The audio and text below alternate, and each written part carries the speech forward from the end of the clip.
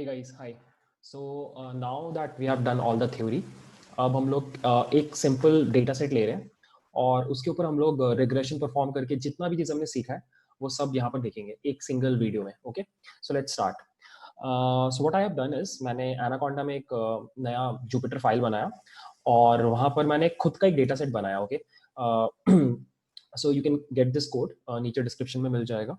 So again it's the same data set jahan par we have two columns. The first one is experience, which is in months, and then there is salary, which is in thousands. Okay, so ye kuch 1000 rows ka data set hai. Okay, खुद से self generated data set और मैंने इसको यहाँ पे plot भी किया है. So you can easily see कि there is a linear relationship between these two columns. Okay, so salary और एक्सपीरियंस दोनों के बीच में लीनियर सॉर्ट ऑफ रिलेशनशिप है. So now let's start with the main thing. So you know the workflow. The first thing that you do is you extract your input columns and your target column in X and Y respectively. और हमने extract कर दिया. So these are the shapes. उसके बाद मैंने क्या किया है? उसके बाद I have applied this train test split. You already know the drill. 0.2 test में जा रहा है और 0.8 ट्रेनिंग में जा रहा है. So 800 रोज मेरे ट्रेनिंग में आ गए और 200 रोज मेरे टेस्ट में आ गए. ओके, उसके बाद मैंने क्या किया, मैंने लीनियर मॉडल से लीनियर रिग्रेशन क्लास को इन्वोक किया और उसका एक ऑब्जेक्ट बनाया रिग्रेसर बोल के. ओके, और इस स्टेप में मैंने क्या किया, मैंने अपने मॉडल को ट्रेन किया, सिंपल फिट मेथड को कॉल किया.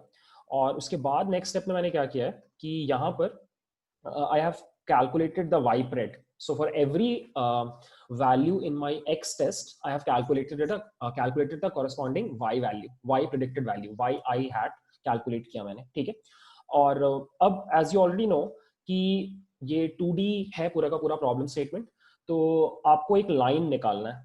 You have to find out that line which will be the best fit line. और लाइन निकालने के लिए आपको दो चीजें चाहिए पड़ती हैं, m और b, slope and intercept. Okay, so the thing is कि जैसे ही तुम ट्रेन करते हो ना अपने मॉडल को, उसी पॉइंट पे ये अपने आप हो जाता है. ठीक है, और आप क्या कर सकते हो, उस ऑब्जेक्ट में देयर इज दिस एट्रीब्यूट कोएफ बोल के, कोएफ अंडरस्कोर, उसको जैसे ही तुम फेच करोगे this will give you the slope. So apparently this is the slope 0.81.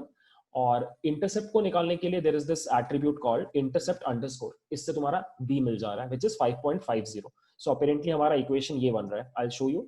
This is our equation. Y is equal to mx, actually m is 0.81 multiplied by x plus 5.50.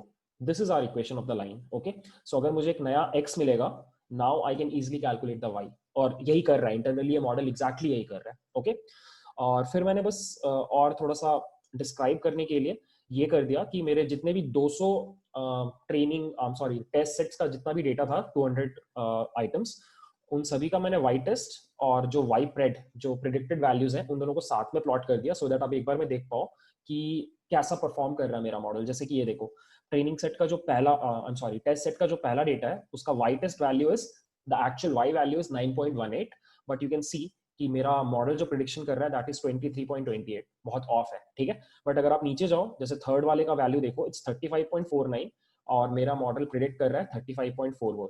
तो कुछ जगहों पे अच्छा भी परफॉर्म कर रहा है, कुछ जगह पे नॉट सो वेल. ओके, अगर मैं थोड़ा और नीचे जाऊं तो मैंने फिर क्या किया है, मैंने उसके बाद अपने सारे रिग्रेशन मैट्रिक्स निकाले. Okay, so you already know हमारे पास 4 मैट्रिक्स थे, mean absolute error, mean squared error. So mean absolute error निकालने के लिए मैंने क्या किया, sklearn डॉट मैट्रिक्स में से मीन एब्सोल्यूट एरर फंक्शन को कॉल किया और उसमें मैंने अपना y test which is the correct value and y pred which is my prediction ये भेजा, और गाइस ये आया वो नंबर 3.83.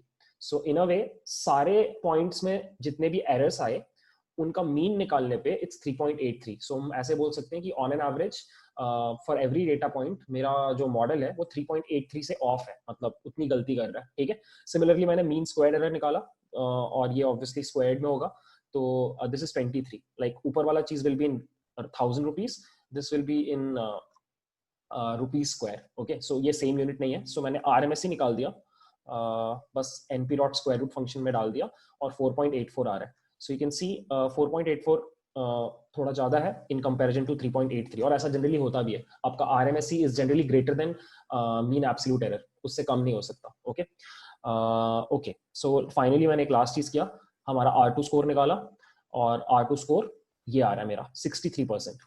ओके, सो इस पॉइंट पे मेरा जो एक्सपीरियंस है और मेरा जो सैलरी है, इनके बीच का relationship is able to justify, और you know able to justify 63% of the variation in the salary column. Okay, बाकी का 37% कहाँ से आ रहा है, you cannot calculate right now. Okay, मैंने adjusted R square नहीं निकाला है, वो आप निकाल के देख सकते हो, ठीक है।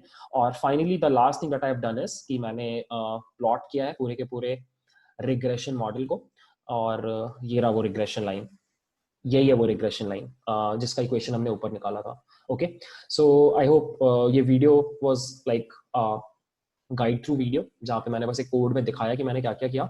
इस कोड को मैं लिंक में डाल दूंगा, आप इसको देख सकते हो। Okay, so I guess this video was useful. Thanks for watching.